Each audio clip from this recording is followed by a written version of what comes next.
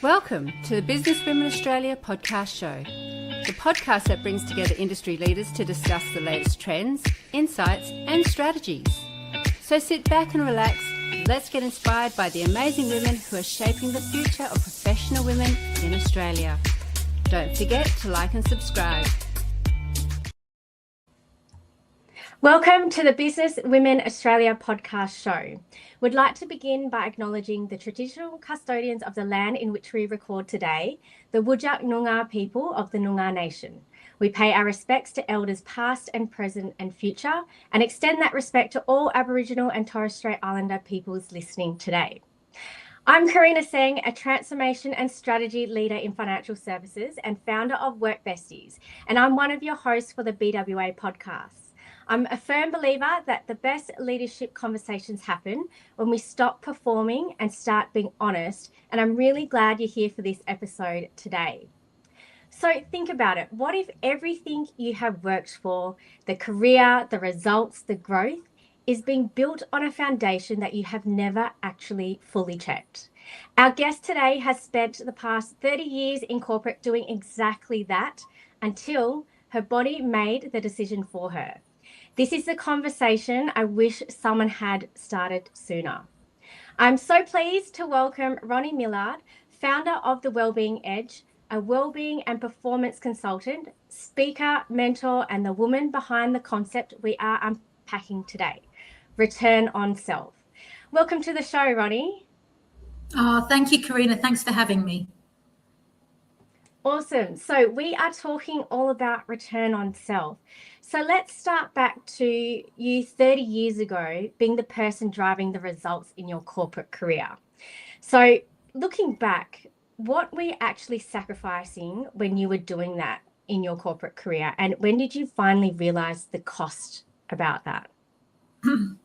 So I guess in terms of my story and how I got to be where I am, as you mentioned, 30 years in corporate, for the most part, loved my career, the ups and downs, the corporate playground. You know, I was totally addicted. And as I climbed the ladder higher and higher, I just became more and more, I think addicted is the right word, because I just loved it. I thrived in high pressure environments. I thrived when I was working with teams.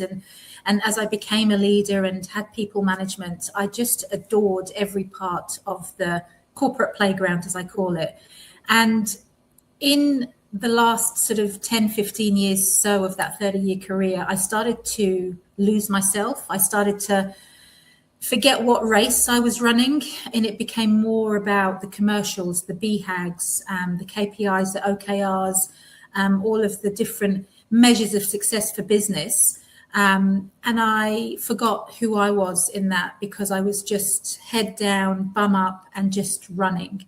And I think, you know, in an answer to your question, I forgot about my own values. I forgot about my moral compass, because I just was never standing still enough to understand where I was going and what actually was the ultimate that I was gunning for. I never really stopped to ask myself those questions. So hence sort of losing myself. And as a consequence, I became very sick at the end of it. And I was diagnosed with breast cancer in 2020. So yeah, it was quite a awakening, shall we say, to a very successful career, if you like. But yeah, there was a consequence to my inability to build my own boundaries and to understand what true wellness meant. That is so, you hear it so often with high performing women as well, that story of head down, bum up. You were thriving in your career, and it's that we love what we do and we want to do well. And especially if you are a mother or you've got a lot of things going on outside of work, it's how much can I pack in? I just need to keep moving. And I don't know if it's probably the system as well, that it's ingrained with us that we have to keep moving and achieving. And if we stop, then we come out of the race. We're out of the contention for things, and we want to strive. And to have a health event happen to get you to have that step back. Do you think without that health event, you would still be kind of pushing and going and going? Yeah, great question. Honestly, no. I think if cancer hadn't knocked on my door, then I would still be running someone else's race. And it's so sad because when you love what you do, as I did, and you wake up every day and you can't wait to get to work. And obviously, you know, as I was climbing the ladder, I had a family. I was building a family with my husband. And so I was juggling so much. It was just not carving out the time to actually ask myself the questions. What do you want in your career? Do you want to be CEO? Is it seniority that you're after? Is it a bigger paycheck that you're after? You know, what actually do you want in your career? What does the end game look like? And I just wanted to keep climbing, but I never stopped until the cancer diagnosis happened. And, you know, there was a lot of other signs sort of physically and mentally that were showing me that I was starting to unravel. So the signs were there, but again, because I just didn't stay present enough to actually actively listen to my body, I missed them. And cancer was the kind of the straw that broke the camel's back. So unfortunately, fortunately, because I look at it as a gift, if I hadn't have become so unwell, I don't think I would have stopped when I did. But that's my purpose now, is trying to make others feel proactive in taking control of their lives and their health, so they don't fall into the trap that I did. Yeah. So talk to me about the things that you mentioned. There were signs along the way, but you were never present enough to stop and go, hang on, what's that about? Should I do something about it? What were the signs that you felt or saw in your body? So it started off very subtle. I'd be going up the stairs and I'd be panting, and then looked into it and it was anemia. So I wasn't getting enough iron in my body. So I'm a fix-it person. If there's a problem, what's the solution? So I got an iron infusion. Wasn't even patient enough to take tablets. Wanted to get an iron infusion so that I could, you know, ingest it quicker. Quick results. Yeah. And then I was like, yeah, done, tick, onto the next challenge. The next challenge was high cholesterol. With my blood tests, they found really high, and it was because I was eating processed foods at work, because I just wouldn't even think of going out to buy a salad or make food at home. It was just processed foods, you know, as quickly as possible. I'd have 6 coffees a day, and so high cholesterol. Tried to fix that, and then they became more serious. So I had endometriosis twice. I suffered a miscarriage during work, went back to work within 48, 72 hours, because there was a lot going on at that time. There was a restructure and I had to reapply for my own role. So, but, you know, those are all signs, right? There's signs and there's different reasons. This is in terms of my personal story, you know, the way that I was living, I wasn't helping myself. And then at the age of 39, after the birth of my second child, I was limping after my C-section. And after various investigations, they told me that I had osteoporosis. So at the age of 39, I had the bones of a 60-plus-year-old. And again, even my bones, you know, lacking nutrients, lacking, you know, what they need to be healthy at the age that I was. And so unbelievably, even through all of that, I reversed some of it. You know, I managed to get pregnant and have 3 children. I just thought I was invincible, because I thought, even though these things are happening to me, I can still beat them. And for the most part, I did. And so but those were the signs, right? In terms of your question, Karina, those were the signs that my body was talking to me about. And it was only when cancer came, because cancer obviously is very frightening in terms of what it, you know, represents. And I was on the floor. It was the most humbling and terrifying time, because at one point I didn't know if it had spread. It was a very messy experience. And so, yeah, that was when the line in the sand was drawn, and everything changed after that, because I wouldn't wish it on anyone. So that, yeah, those were the signs that I didn't listen to cancer. Wow. And I think in our previous chat, you mentioned that you hid these symptoms at work, or you didn't feel safe to bring up what was happening, and you even just mentioned just then you returned to work after a miscarriage after a couple of days. So was that part of the culture back then, or were you afraid to say something in your workplace to say, "Hey, I'm not quite right. I need some support"? Great question. I think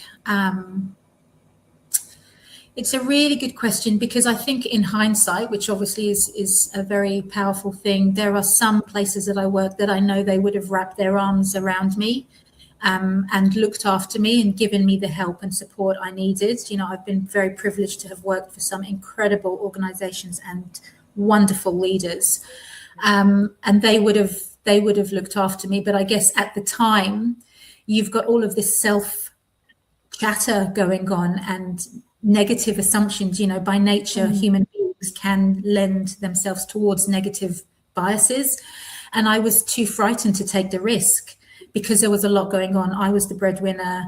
I was the visa holder, you know, when we came over from England. So there was a lot going on. And in some organizations, looking back, I'm glad that I didn't say anything, because I know that the response would not have been in my favor, and that it might have been used against me for the next promotion coming up. Or, you know, I might have been through someone else's bias. Oh, she's been sick, or she's trying for a baby. We can't afford to promote her because she's going to, you know, potentially be off for maternity, you know, and you've got all of these questions going on. But I think, in answer to your question, some I should have said something, and I know it would have been well received, but in others not. And that's the conundrum a lot of people have to deal with, right? Is should I or shouldn't I, and what's the risk versus what could I lose if it backfires on me? Yes. So yeah, a whole nother conversation. So it's not easy. Yeah, definitely. And because you'd hope that most workplaces are supportive in that sense, especially when it's a health event. And for some things, an acute health event where you just need time to recover from that one thing, and it means time off, and you don't want that to affect your performance, or not necessarily your performance at the time, but how they view your performance in the long run, because, oh, if they're sick, they need time off. Or like you said, oh, they're planning to have children, they'll need maternity leave, which is such a big assumption, because sometimes these days, more so these days, which I'm glad it's moving that way, that the father in the heterosexual couples will take the time off instead of the woman. So it's not always the case, but it's building up that trust and the understanding of well-being in the workplace, which is a good segue to talking about return on self. So tell me, what is your definition of return on self? And how does that differ from return on income, which is typically the business measure that we use? Yeah, no, another great question. So when I give my talks or present to various audiences, I'm so, because I've lived that, you know, that corporate career, and I get it. I get that commercials have to be met. I get that the business wheels have to keep turning. You know, no one should be naive enough to think that those are going to be lessened, because people need to look after themselves. But my view is that the two can live in harmony. So you can still meet commercials and increase productivity and meet all of the KPIs that the businesses have promised their shareholders, their investors, etc. But you don't need to do it at the expense of your health. So when I talk, I try and I've come up with this concept around return on self, which is the equivalent of ROI. So I remember when I was young, and showing my age, but when I was doing direct marketing 30 plus years ago, ROI was just ingrained into us as marketeers and sales execs. It's like, you know, ROI, income divided by cost. What's, for every dollar you spend, what are you getting back? Is this viable when you're going out to market? Is this viable, you know, when you're selling? And you need to know, well, did that channel work? Did it not? For every dollar you're spending, what are you getting back? And is it breaking even at least? And so with all of those metrics, as wonderful as they are, my concept is, well, what's the return on self? If you take the business and you bring it back into yourself as a human being, what are you investing in yourself to make sure that you're protecting your health and wellness, so that you can actually perform to a high standard. And my formula, if you like, is, well, what I invest in myself is my nutrition, is my sleep, is my exercise, is my human connection. There's a whole list of things that you need to invest in yourself regularly, just like you do with income divided by cost, to make sure that what you're protecting, so your boundaries, your self-worth, your self-respect, your moral compass, so that you can perform. And what does performance look like? That looks like having more energy.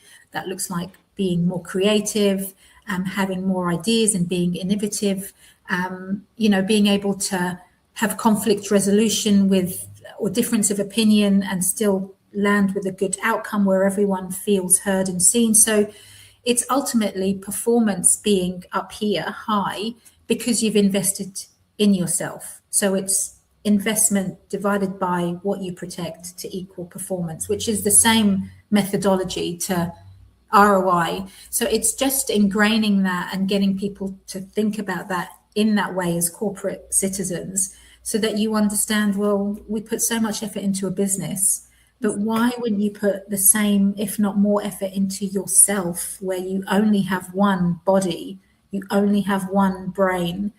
And again, I'm not preaching, because I was that person.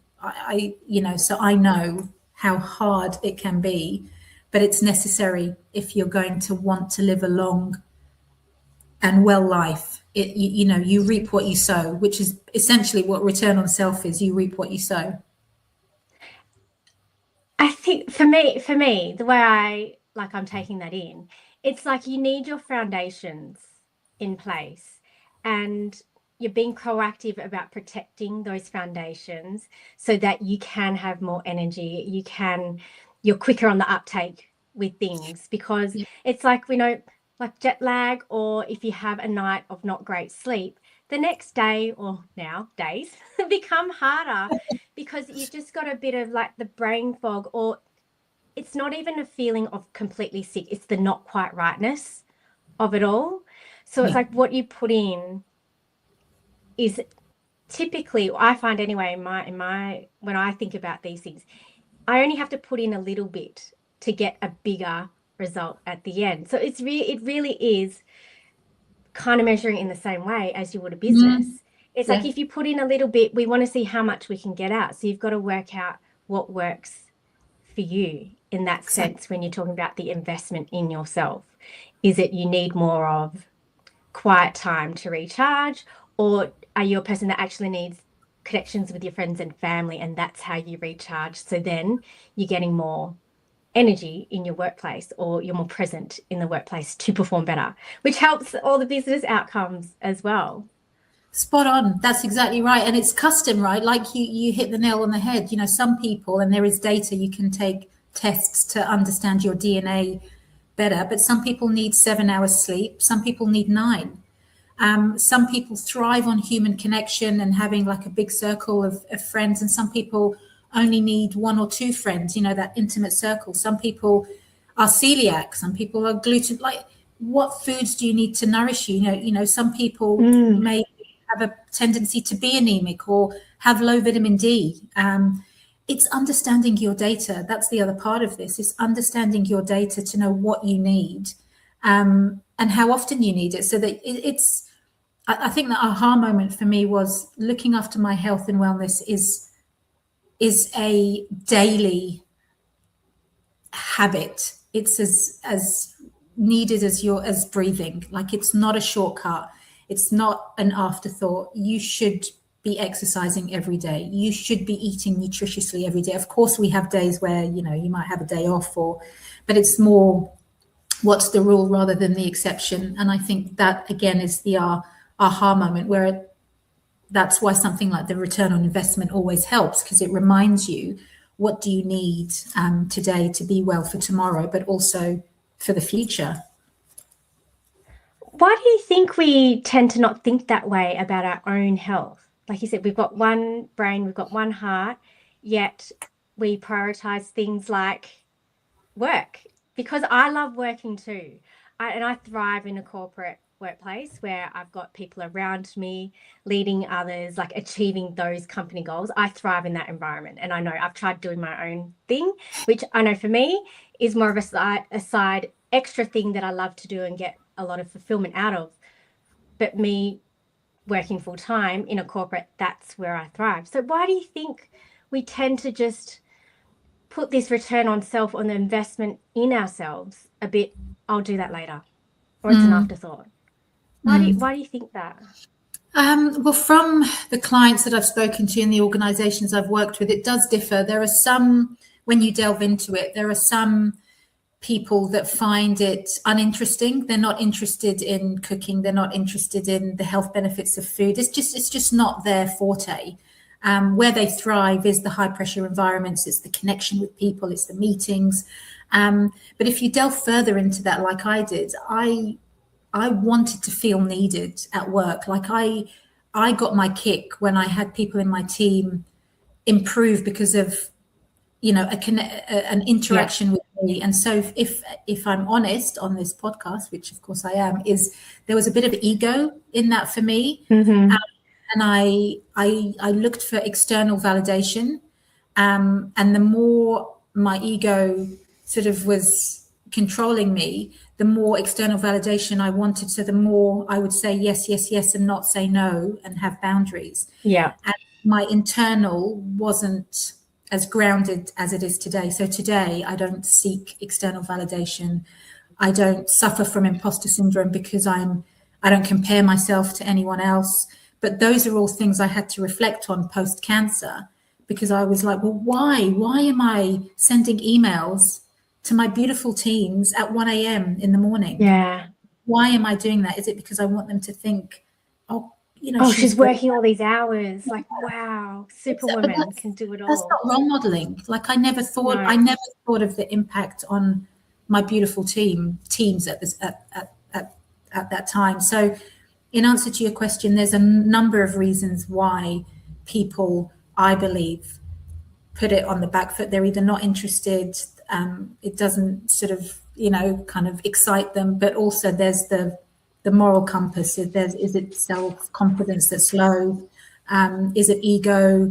Is it money? Are people driven by money and they need to get to the top because they want to have disposable income where they can go on holidays and that's their version of freedom? There's so many different reasons. But for me, the body keeps the score, as I've always said. And if you do not invest in yourself or take the time to reflect and understand what's driving you, that will come back and harm you potentially. And it's taking the time to reflect. I think that's the first step, right? You got to take the step back, but then that takes time and thinking about what drives you, what your values are, what your purpose is, what do you want to get out of your job. That's not something you can do in an afternoon or in one session. You have to really get real and honest with yourself and do that over a period of time, to keep asking yourself those questions and unpicking it. Because I did that a few years ago when I was not necessarily a health event for me, but it was like, why am I working here? What am I doing? What do I want out of my career? What do I want out of life? And that took me the good part of a year to really sit down and think about those things. And then that's when I noticed a change in my health, when I started realizing what was important to me and what am I measuring for myself, not in a metricated way, but in kind of like how do I feel today? Am I calm? Am I feeling funny in my gut? It's like that intuition thing. So I like the way you put the return on self and thinking about all these things that are personalized to whoever that is, because it's like data and vibes. You got to look at the numbers sometimes, and they will direct you to what you need to look at, like some of the health events that you had, and then you had data there to say, this is not right, we have to now fix it. But sometimes you have to go with the feeling and saying something is not quite right. Now I'm not sure what it is, but if I had the data behind it, maybe that could pinpoint it, and then that could direct me in a way to fix it or look at it. Now my dog is barking. I've got Just be two. quiet for 1 hour. All good. I've got two here and they're both quiet. So yeah, all good. She'll sort herself out soon. But I'll let them know that was about 25 minutes when the dog started barking. But so like with the data and vibes bit, I think that is where, how do you connect businesses to that concept around investing in return on self? Because part of what you offer is the corporate consultancy where you can work with probably the HR directors or chief people officers in that offering for their staff, because sometimes you need the organization to invest in this to awaken that feeling or awaken that awareness in people to then start looking at it. Because if it's coming from somebody else, then you're like, okay, well, I'll have a look at it now. How do you talk about that with the organizations to say this is something important that you need to look at? So, gosh, in the last year, I've had so many conversations with C-suite, so from the HR directors down to COOs and GMs and CEOs, and the conversation tends to be one of two avenues. So one is that they're very invested and they understand that health and wellness needs to be part of their fabric, but they don't know how. And then there is another avenue where they're just not quite sure and a bit hesitant about how to even integrate it into their workflow. So I've got that cohort that have the appetite and they're ready to go. They've got some pulse surveys that are going on and they've got some measurements, but there's the other cohort which they're very new to it and they don't know where to start. And for me, I'm a big fan of data, just like with everything else where, you think about a business and you think about the risk, the compliance. I mean, 20, 30 years ago, we never had something called the CIO. We never had something called the Chief Risk Officer. There are all these new titles that have been popping up in the last 10 years, and it's in a bid to protect the business. How do they protect the business from all these different risks and making sure they're compliant from a legal perspective, et cetera, et cetera. But when I talk to my audiences, the C-suite, it's like, well, what are you doing to put risk and compliance and all of those things for your people, the people that you need to be able to do the job that you're asking for? And so that's how I connect, is because it's just a shift in mentality. Everyone, as we've said, everyone has the same body that they don't get to trade in the older that they get. And the World Economic Forum have released research to say that the demographics of workforces are changing. People are working longer. So you think, well, if people are working longer, actually, they've identified that the age group between 50 to 65, those are the people that if they get the best sleep, if they get the best nutrition, if they are looking after themselves well with the help of the companies, they will be the biggest asset to an organization because they will take less days off. They will be more present. They will come up with more innovative ideas. They will be more creative. They'll be able, their soft skills, active listening, conflict resolution, resilience skills, good authentic leadership. They will be the ones that will be the most effective and most productive. And when you think about the younger generation, like my children are, they're 8, 11 and 14. When you think about them going into the workforce, they are going to be the future leaders. So what are we teaching them? And even the graduates or the different generations that are coming in, I speak to the HR directors and the CEOs and say, what are you doing for that generation with your succession planning to make sure that as they rise through the ranks, that you're investing in them the right way and helping them to role model what true health and wellness is. So as they rise, they're being looked after. And then it's like a cascading effect. So then every segment of workers, employees are being looked after in a well way where your workers' comp percentages are not going through the roof, which they are now because people are more understanding of what the psychosocial risks are and how that can lead to psychological harm if not prevented. And that's on the systems and the processes in place that the company have. So that's one element of health and wellness. But then you think about the fabric. So not just looking at EAP and, what the numbers are of people picking up the phone and, you know, using the EAP services, but presenteeism, absenteeism, exit interview data, how are people turning up energy wise, you know, how many people are speaking up in meetings where there may be a difference of opinion, how many metrics are the CEO being measured on? What if a metric, you know, we're all given bonuses if, you know, the annual recurring revenue has met this percentage, EBITDA has met that.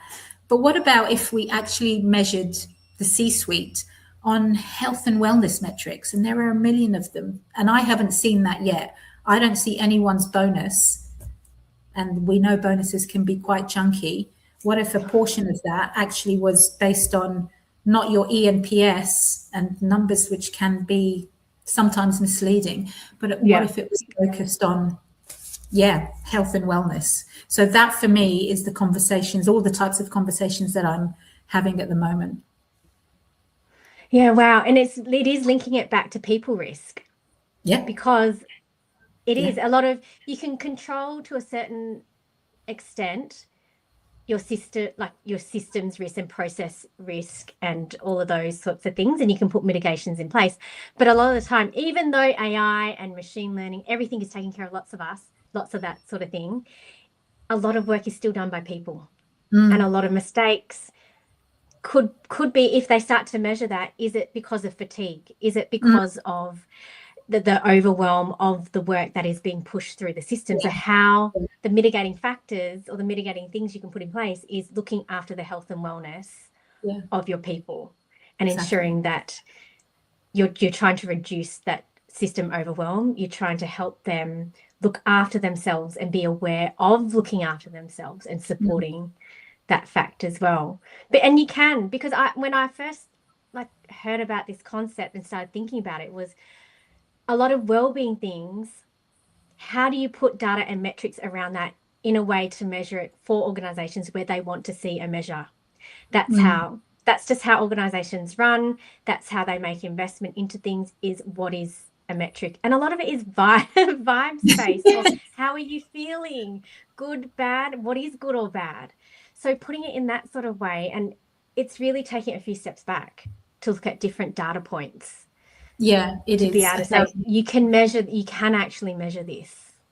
You can, and you can measure it up. You can measure, it doesn't need to be overwhelming as well. That's what I always say. It's inch by inch. It doesn't need to be boiling an ocean, because, you know, we're all individual, right? We all have our lives when we leave the front door and come into the office.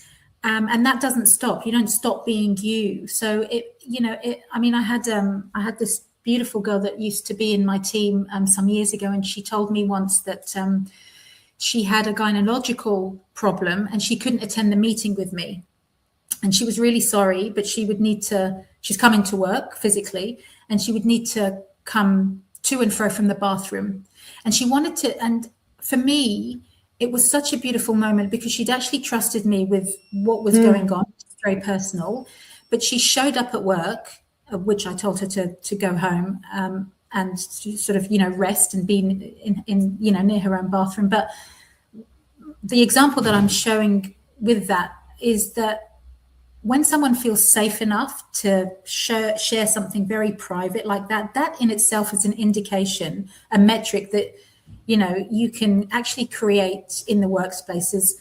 How often in the last 30 days or the last 60 business working days did somebody in your team as a manager come and tell you something that they didn't need to, or showed vulnerability?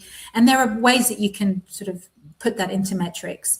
But that was an example of how I created an environment where my team member felt safe to tell me really what was going on. And she knew there'd be no judgment. She knew that I would wrap my arms around her and tell her that it was okay, and to put herself first. And because of that, the rapport and the trust that we had, it was a wonderful, such a great example of when you feel that you belong in a team, that great things can happen, because she showed up and she wanted to show up. So the productivity actually didn't get diluted in any way, because she was loyal to what we had as a team and as an organization. So there are other examples where sentiment and feeling and vibe, like you put it, can still be captured in some way to then feed up to the top so that they can understand where the gaps are or what they can continue doing to make sure that people keep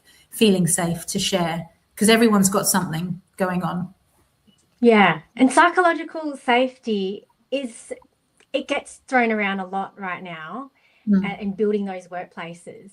But it is so important, because building that trust and the vulnerability to share that with you, your team members sharing that with you, is like, yeah, there's no judgment here. How are we going to look after you? It's okay that you need to go home. I'm not going to say, oh, no, okay, thanks for letting me know, but just don't disrupt anyone else, and make sure you get your things done on time. It's like, it's okay, because taking that time out, that rest for you right now is way more important. And you as a leader knew that the work will still get done eventually. And It will, and you're not harming her in a way now by saying you have to do it right now. I don't really need to know what's going on with you, because it gets paid back even more later on. And that is a return on, I don't know what you call that one. For her, it's return on self. For you, it's like return on the team, that they just want to show up and do work for a good leader. That's and I think exactly a lot of right. this is also about that cascading effect that you mentioned before, the ripple effect of role modeling that, because then when they rise up the ranks and they are the leaders, they will role model that behavior. And then eventually, hopefully, for like, our kids are roughly the same age, my son's 14, when he goes to the workplace, that will hopefully become normal. I say hope. I really hope it will become normal, that it's not something they have to, oh my God, can I tell my boss about this or not? It is just, yep, I'm going to tell them this is what happened. It's a safe space for me to say that. And they will understand that I have to look after my health and wellness, and they have to support that for us to achieve all those goals in the long run, because my workers are feeling well and protected and supported. Yeah, that's right. Exactly. And she will always remember how she felt sharing it. And I will always remember how privileged I was that she shared something so personal when she didn't have to. So it says a lot about the role modeling, like you said, with our children, and, showcasing what is taboo versus what's not taboo. And again, cultural, I was very private because of, my culture, but had I had me when I was, rising through the ranks, I think I probably would have maybe not found myself, as sick as I was.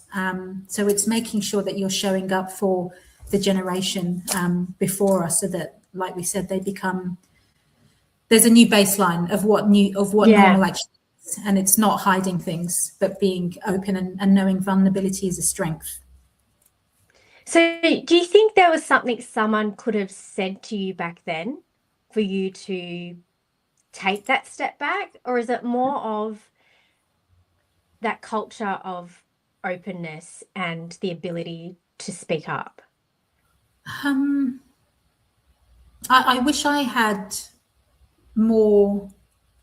I wish I never really had a mentor as I was climbing through the ranks. I had a very, I did have one male leader who, changed my life. He was amazing in one of the companies I worked with. He was by far has been the biggest male influence on me outside of my father and my husband. But I've had one also female influence, but I guess, and she was brilliant, but having somebody that's there in your corner to actually check in and say, you don't look too good. Is something, what's going on? Or you look a bit tired around the eyes. Or the whites in your, somebody actually looking at you, not through you. I never had that. And I wish I had. I think I would have gone much further. It's been challenging. It's been tough. So I want to be that for as many people as I can. I want I guess, yeah, be that handhold, which is why I guess I just love managing teams, because I've always wanted to be there for them and pick up on those things, those cues, the body language, actually kind of going under. So yeah, I didn't have as many mentors as I wish I had. I think that would have made a difference in my life for sure. Yeah. And being being in that space now where you've got a platform to speak to people and act, well, because I think also mentors don't necessarily have to be someone you actually know or be an in-person thing. It can be sometimes you listen to a podcast and you hear from someone and you're like, I really resonate with what they're saying. So imagine you're that now for the people listening. For an individual, what would you say that they, from this chat today, what can they take away, and what's one thing they can do to kind of look after their wellness or get some data around what they could look at to improve, or what would be a warning sign for them to like take action without it getting to the stage that you got to where it was a very big, there was some big-ish health events along the way, and then your breast cancer as the big, like, oh my God, tools down, we have to change tact right now, because we don't want people to get to that point. We want them to realize things earlier and be proactive rather than reactive. So yeah, what's one thing you would say to someone? Yeah, good God, there's lots of things. But what I would say kind of holistically, I would say, how do you measure the success of your day? So 24 hours, you wake up, and then when you get to bed at night, when you're in bed, you've got your head on your pillow, how are you measuring the success of your day? And when I talk about this to audiences, a lot of audiences, probably over half, don't know. They've never been asked that question. And I'm like, but that's conscious living. So how conscious have you been today? How many decisions did you make consciously? Because when we wake up, we're very apt to, many people, they reach for their phone, they're half asleep, they reach for their phone. Science tells us that's not good, because your brain is, you're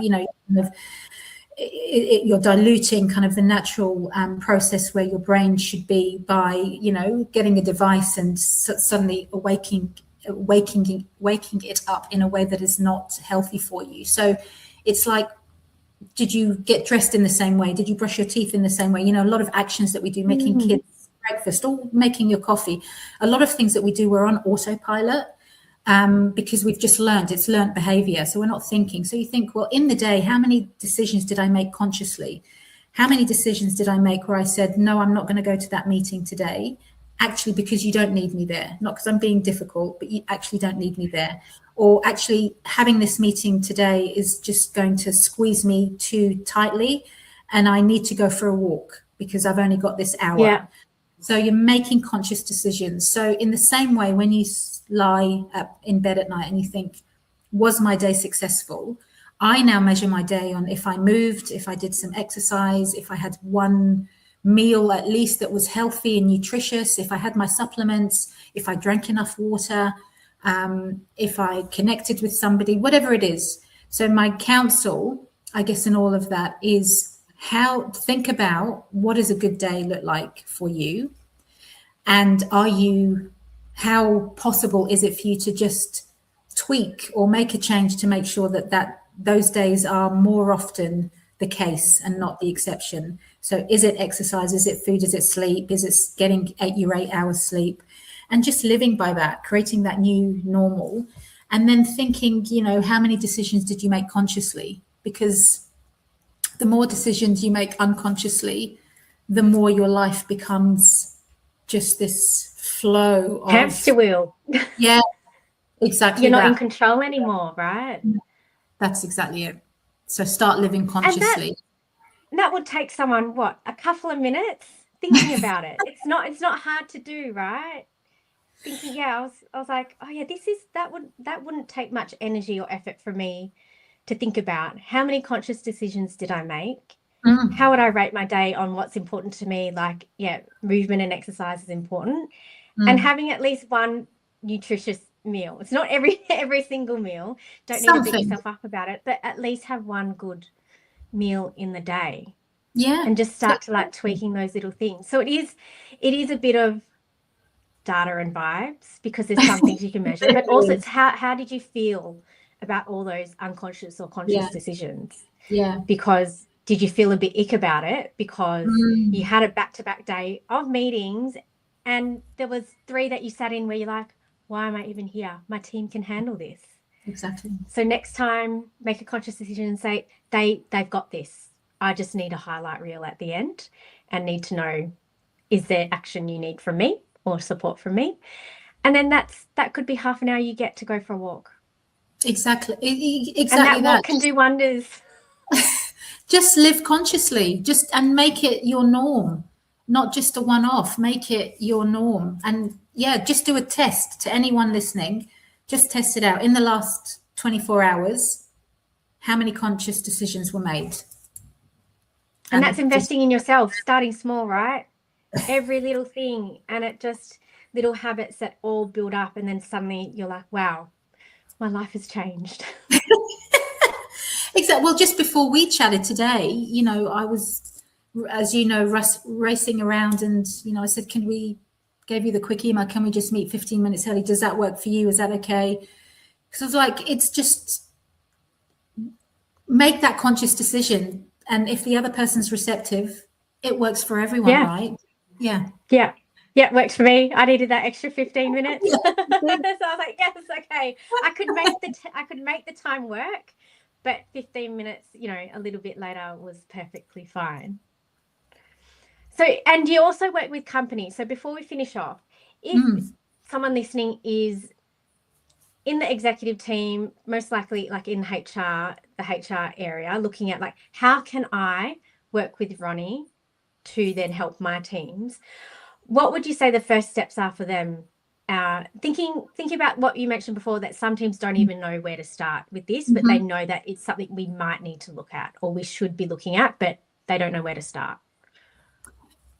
Great question. So, well, in addition to the HR leaders, any C-suite, any COOs, CEOs, I've actually been working more with women in payments as well, because I'm from financial services, and been working with people in marketing, given my background. So when you actually sit down and think about it, you think, oh my God, there's so many different lived experiences that I support with. And I guess in answer to your question, I always offer like a discovery, no obligation opportunity, so that people can get to know me a little bit more, get to know me and my story, and the different avenues that I can support on, be that through keynote presentations or workshops, interactive workshops, or programs, or webinars. And it really ranges across all of those, because I'm very passionate about being authentic and custom in what I offer. Yeah.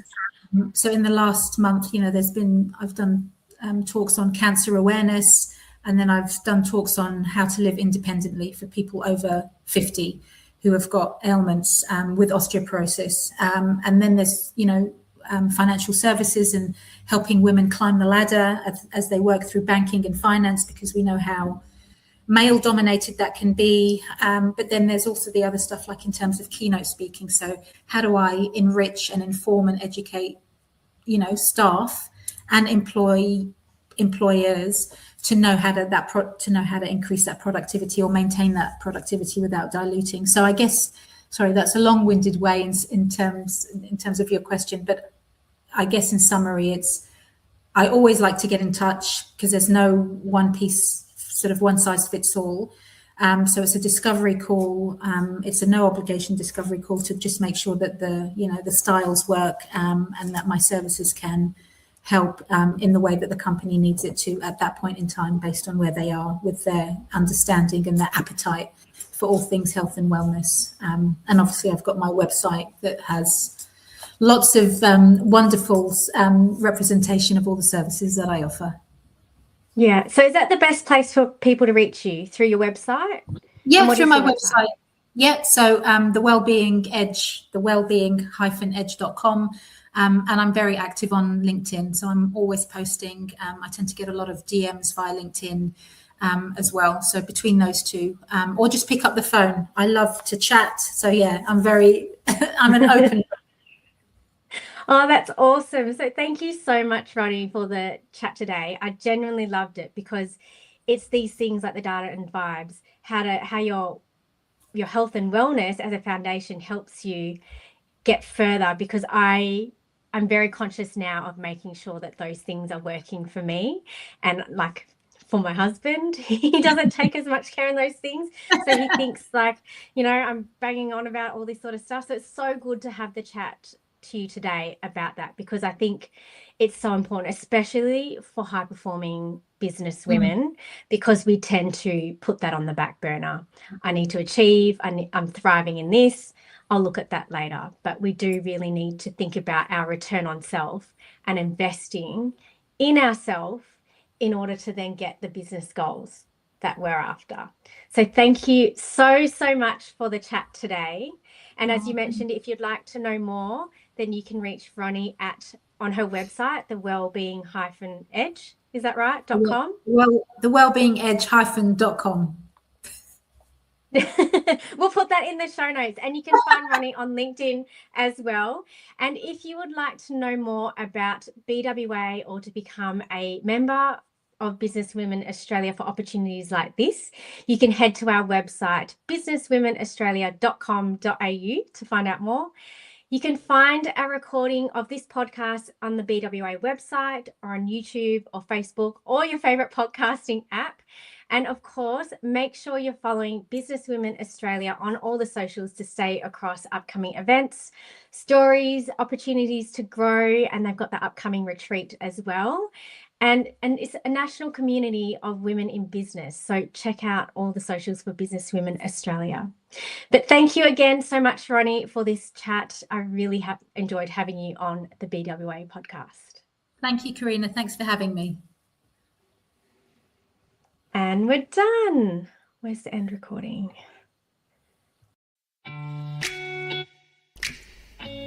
You have been listening to the Business Women Australia podcast show.